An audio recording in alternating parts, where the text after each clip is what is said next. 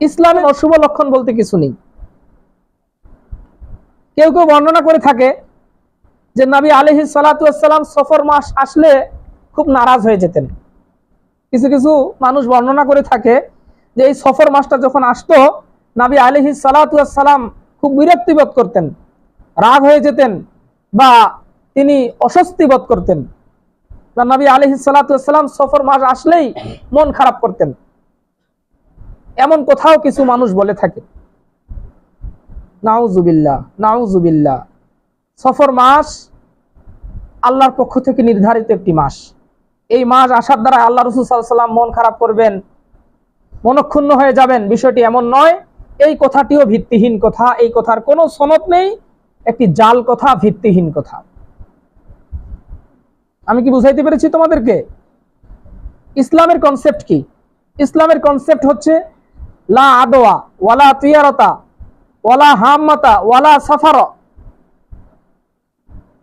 সুনানে আবু দাউদে হাদিস বর্ণিত হয়েছে, নবী আলাইহিস সালাতু ওয়াস সালাম বলেছেন লা আদওয়া, ইসলামে সংক্রমণ বলতে কিছু নেই। আমাদের সমাজে আমরা কিছু মানুষ বিশ্বাস করি যে একটি লোকের এই রোগটি হয়েছে, এই রোগের কারণে সকলের এখন এই রোগটি হবে। আমি যখন ঢাকায় লেখাপড়া করি, আমার এক ভাইয়ের ওই যক্ষা রোগ দেখা দিয়েছে, আমার এক সাথী ভাইয়ের। এরপরে ডাক্তার সাহেব বলেছে তোমাদের ক্লাসের সকলের কফ টেস্ট করতে হবে, হয়তো সকলের যক্ষা হয়ে যেতে পারে। ভালো কথা, ভালো কথা। আল্লাহ যদি চান সকলকে রোগ দিতে পারেন। মূল কথা হচ্ছে রোগের কোনো শক্তি নেই। জাহেলি যুগে অবিশ্বাসীদের আকীদা ছিল, বা যাদের আকীদা সহি নয়, ভুল আকীদা লালন করত, তাদের একটা আকীদা ছিল এমনটা যে তারা কি বিশ্বাস করত যে একটি মানুষের একটি রোগ হয়েছে, এই রোগটি সংক্রমণ হয়ে আরেকজনের গায়ে চলে যাবে, ওখান থেকে আরেকজনের গায়ে চলে যাবে, এভাবে বিস্তার লাভ করবে। আসলেই কথা হচ্ছে একটি রোগের কোনো শক্তি নেই, তারা এটা বিশ্বাস করত। আসলে কি রোগের শক্তি আছে না? এই শক্তিটা আল্লাহ দেয়। কে দেয়? আল্লাহ দেয়। হাদিসে আল্লাহ নবী সাল্লাল্লাহু আলাইহি ওয়াসাল্লাম সে কথাই বলতেছেন লা আদওয়া, সংক্রমণ বলতে ইসলামে কিছু নেই। এই যে সংক্রমণটি হয় এটা আল্লাহর পক্ষ থেকে হয়। আল্লাহ যদি চান যে এর সমস্যা হয়েছে, এর খুজলা হয়েছে, বা এর চুলকানি হয়েছে, এর দাউদ একজিমা হয়েছে, এর কারণে এইটার কারণে আরেকজনের হবে, আরেকজনের হবে, আল্লাহ যদি চান তাহলে হবে। ইসলামের ইতিকাদ, ইসলামের বিশ্বাস হচ্ছে এটা। ওয়ালা তিয়ারতা, তারা এটা মনে করত, অশুভ লক্ষণ মনে করত। কোনো খারাপ কিছু দেখলেই তারা যাত্রা পথে ব্যারিকেড দিত, তারা যাত্রা করতে চাইতো না। দেখা দিয়েছে যে হয়তো আজকে সফর করতে হবে, আজকে কোথাও যাত্রা করতে হবে, পথিমধ্যে অ্যাক্সিডেন্ট হয়ে গেছে বা পথিমধ্যে কোনো খারাপ কিছু দেখে ফেলেছে, তারা যাত্রা বিরতি দিয়ে দিত। তারা মনে করতো আমরা যদি যাত্রা বিরতি না দেই তাহলে হতে পারে আমাদের সমস্যা হবে। নাউজুবিল্লাহ, ওয়ালা তিয়ারতা। নবী আলাইহিস সালাতু ওয়াস সালাম এই ভুল আকীদাকেও আল্লাহ নবী সাল্লাল্লাহু আলাইহি সাল্লাম তাদের হৃদয় থেকে মুছিয়ে দিয়েছেন।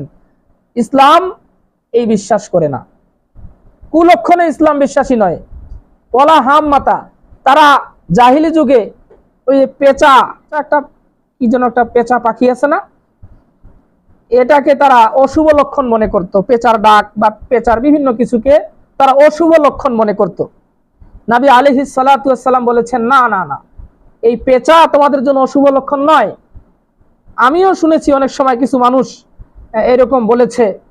মেবি আমি ছোটবেলায় শুনেছি যে কাক যদি শুকনো ডালে বসে কা কা করে ডাক দেয় তো অনেক মানুষ মনে করে কোনো মানুষ মারা গিয়েছে, হয়তোবা যার গাছে, যার শুকনো ডালে বসে ডাক দিতেছে হয়তোবা ওই লোকের কোনো আত্মীয় মারা গেছে, এরকম বিশ্বাস করতে আমি ছোটবেলায় শুনেছি। এগুলো সব ভুল কথা, এগুলো সব কুসংস্কার, এমনকি এগুলো শিরকি আকীদাও হয়ে যেতে পারে। ওয়ালা সফর, এবং কি ওই জাহিলি যুগের মানুষেরা সফর মাসে তারা যাত্রা করা, কোনো জায়গায় যাওয়া, এটাকে তারা অশুভ লক্ষণ মনে করত। অর্থাৎ সফর মাসে সফর করাকে তারা খারাপ মনে করত। তারা মনে করত যে এই মাসে যদি আমরা সফর করি তাহলে হয়তোবা বালা মুসিবত বেশি নাজিল হবে। নাউজুবিল্লাহ। ইসলাম এই সব কনসেপ্টগুলো কি করে দিয়েছে? দূর করে দিয়েছে।